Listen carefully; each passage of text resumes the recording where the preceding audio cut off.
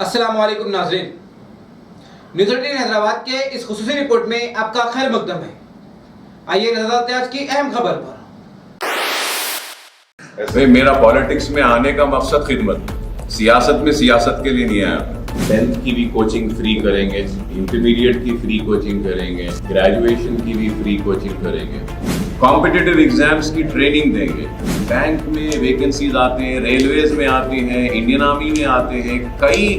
Jobs کھلتے ہیں، لیکن یہاں کے لوگوں کو نہیں معلوم، تو ہم وہ گائیڈ کریں گے۔ کیوں نہیں آپ پڑھے لکھے لوگ اس میں اپلائی کرتے ہیں؟ آپ بولیے ایک ٹیچر جو بی ایڈ ہے، ایم ایڈ ہے، کوالیفائڈ ہے، آج انہیں دانے دانے کو ترس رہا ہے اور گورنمنٹ کی طرف سے صرف 2 مہینے دے کے اس کے بعد بند کر دیا، اس کے بارے میں کوئی نہیں بول رہا ہے۔ میرا پالیٹکس میں آنے کا مقصد خدمت، پالیٹکس میں آنا پالیٹکس کے لیے میرا مقصد نہیں۔ لوگ مجھے جانتے ہیں، پہچانتے ہیں میرے تقریر کے لیے، مگر میں چاہتا ہوں کہ لوگ مجھے جانے پہچانے میری کام کی وجہ سے۔ لوگ جو ہے سب باتیں بڑی بڑی کرتے ہیں، سنہرے خواب دکھاتے ہیں، ووٹ لیتے ہیں، اس کے بعد عوام کی خدمت نہیں کرتے ہیں۔ لیکن میں خدمت کرتا ہوں، باتیں بھی کرتا ہوں، کام بھی کرتا ہوں، اور میرا مقصد سیاست میں خدمت ہے۔ سیاست میں سیاست کے لیے نہیں آیا۔ اگر میری خدمت میں اگر کوئی کمی ہو رہی ہے تو آپ سوال کریے۔ فرسٹ لاک ڈاؤن میں ہم کیسا کام کر رہے تھے، آپ سب لوگ جانتے ہیں کہ کس طریقے سے ہم نے امداد تقسیم کی تھی، زندگی کے ہر شعبے حیات سے تعلق رکھنے والوں کی مدد دی۔ سیکنڈ لاک ڈاؤن میں نہیں تھا، لیکن اس کے باوجود بھی دوسرے لاک ڈاؤن میں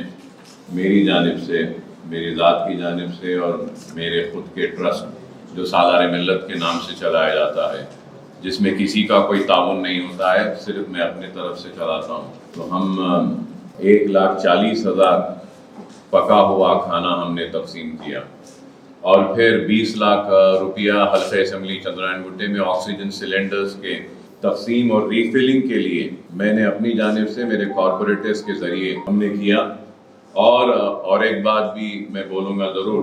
کہ مجلس اتحاد المسلمین چیریٹیبل جو ٹرسٹ ہے، اس کو بھی میری جانب سے اور میرے چلائے جانے والے ٹرسٹ کی جانب سے 30 لاکھ روپیے کا عطیہ ہم نے دیا۔ تو یہ سیکنڈ لاک ڈاؤن میں بھی 30 لاکھ روپیے مجلس چیریٹیبل ٹرسٹ کو ہم نے اپنی جانب سے دیا، جس کے ذریعے چندرائن گٹے کے متاثرہ اور آکسیجن کی ضرورت مند لوگوں کی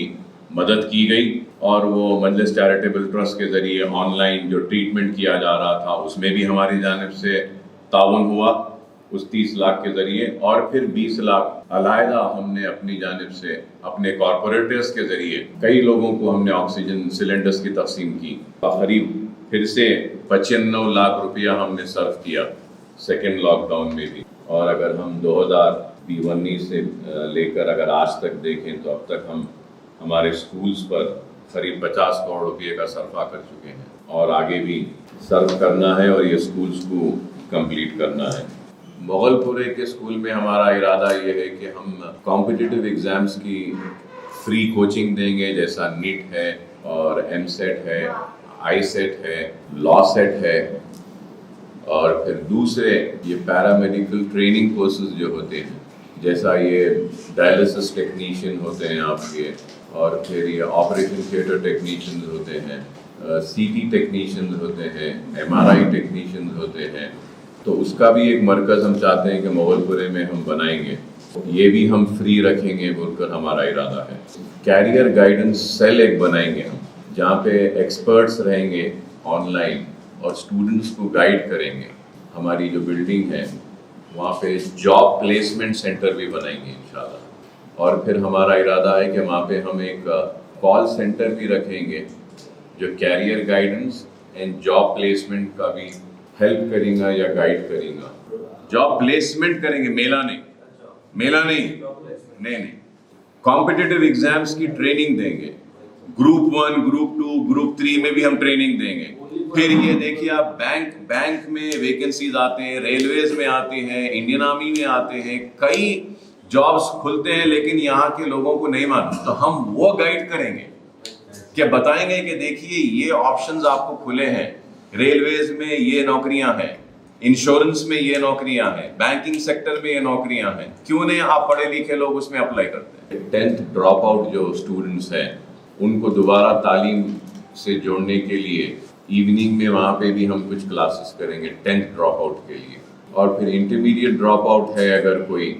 تو ان کو بھی ہم ایوننگ میں لا کر کریں گے، اور اگر کوئی گریجویشن میں بھی اگر ڈراپ آؤٹ ہو گئے ہیں تو ان کو اوپن یونیورسٹیز سے، اور اگر ان کی ایج ہو جاتی ہے تو ون ٹائم بھی وہ لوگ ایگزامز میں جا کے ون ٹائم ایگزامز لکھ کے بھی گریجویٹ ہو سکتے ہیں، اور پھر اوپن اسکول بھی ہے 10th کا، وہ بھی ہم کریں گے، اور پھر اس کے ساتھ ساتھ ہمارا ارادہ ہے کہ 10th کی بھی کوچنگ فری کریں گے، انٹرمیڈیٹ کی فری کوچنگ کریں گے، گریجویشن کی بھی فری کوچنگ کریں گے، اور اس کے ساتھ ساتھ یہ بلڈنگ جو آپ لوگ جو دیکھ رہے ہیں یہاں پر بھی ہمارا ارادہ ہے کہ اس سال یا پھر آئندہ تعلیمی سال دیکھتے ہیں، ہوا تو اس سال ہی ہم یہ چاہ رہے ہیں کہ نرسری، ایل کے G, U K G, first, second, third, fourth, fifth تک پھر سے ایک یہاں پر بھی داخلہ دیں، اور اس کی وجہ یہ ہے کہ اطراف و اکناف کے جتنے بھی رینٹل جو بلڈنگز میں جو سکولز تھے وہ سکولز بند ہو گئے اور بچے بہت پریشان ہیں۔ جس وقت سکولز کھلیں گے تو جب پتہ چلے گا کہ کتنے سکولز بند ہو گئے ہیں اور کتنے بچوں کی تعلیم متاثر ہوئی۔ سب سے زیادہ پریشان حال وہ اساتذہ ہیں جو سکولز بند ہونے کی وجہ سے ان کو کچھ تنخواہیں نہیں ملی، تو ان کے بھی مدد کا ہم نے وعدہ کیا تھا۔ انشاءاللہ ہم اپنے اعلان کے مطابق درخواستوں کو طلب کریں گے۔ حلقہ اسمبلی چندرائن گٹے کے جتنے ٹیچرز ہیں ان کو ہماری جانب سے کچھ راشن دیں گے، اور 2000 روپے کی امداد بھی ہم اپنی طرف سے دیں گے۔ دیکھیے صاحب کیا ہے، اس میں آپ ایک طرفہ ہی بات کرتے ہیں، آپ صرف پیرنٹس کی انٹرسٹ کی بات کر رہے ہیں۔ بالکل صحیح ہے، بالکل صحیح ہے کہ آن لائن کلاسز ہوئے، سکولز بند تھے، اس کے بعد میں فیس لے رہے ہیں، نہیں لینا چاہیے، لیکن اس کا دوسرا رخ یہ بھی ہے کہ آپ لوگ خود بول رہے ہیں کہ کئی کرائے کے بلڈنگوں میں چلنے والے سکولز بند ہو گئے، تو کیوں بند ہوئے تھے؟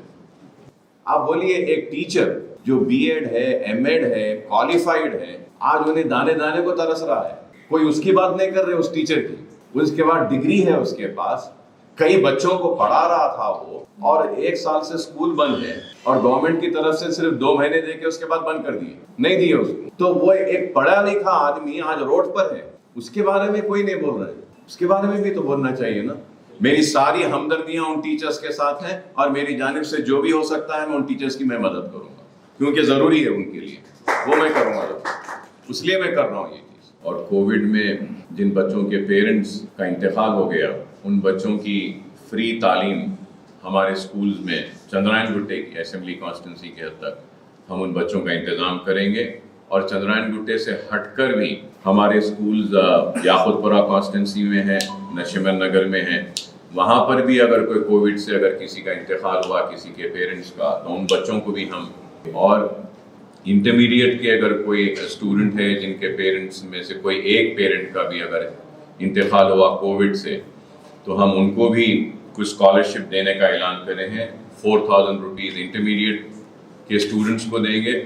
اور اگر ڈگری پڑھ رہی ہے اگر کوئی لڑکی یا لڑکا جن کے پیرنٹس متاثر ہوئے ان کو بھی ہم 5000 روپی گریجویشن کی ون ٹائم ایک اسکالرشپ بھی ہم دیں گے،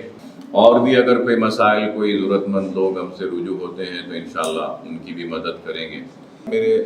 حلقے کے سکولز بھی بہت اچھے ہیں، جیسا فلک نما ایجوکیشنل کیمپس ہے، وہاں کیمپس میں جونیئر اینڈ ڈگری کالج میں لے کر آیا،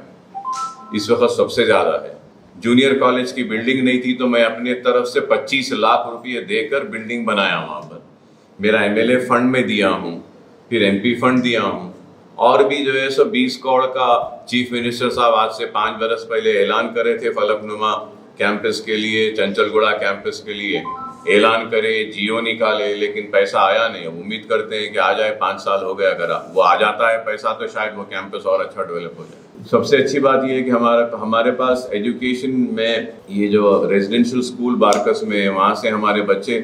انٹرنس ایگزامس کو بھی کریک کرے ہیں، آئی آئی ٹیز میں بھی کریک کرے ہیں، تو ریزلٹس اچھے آ رہے ہیں۔ چندرائن گٹے میں ہمارا مین فوکس رہتا ہے تعلیم، چاہے گورنمنٹ اسکولز ہو یا اویسی اسکول ہو ہمارے، ہم یہ کوشش یہی کرتے ہیں کہ کوالٹی اچھی ہو اور تعلیم اچھی ہو۔ شاید آج کامیابی نہیں ملے، آئندہ 10 برس بعد ملے، شاید اس کامیابی یا آج جو پودا جو میں لگایا ہوں اس کے پھل کھانے کے لیے شاید میں زندہ نہ رہوں، لیکن ضرور قوم ہماری ضرور اس کے پھل کھائے گی، اور اس کے سائے میں پھلیں گے، پھولیں گے اور آگے بڑھیں گے، مجھے امید ہے۔ नाज़रीन, न्यूज़ 18 हैदराबाद चैनल को लाइक, शेयर, सब्सक्राइब जरूर करें। इसी के साथ ये कहते हैं मैं इब्राहिम, अल्लाह हाफिज़।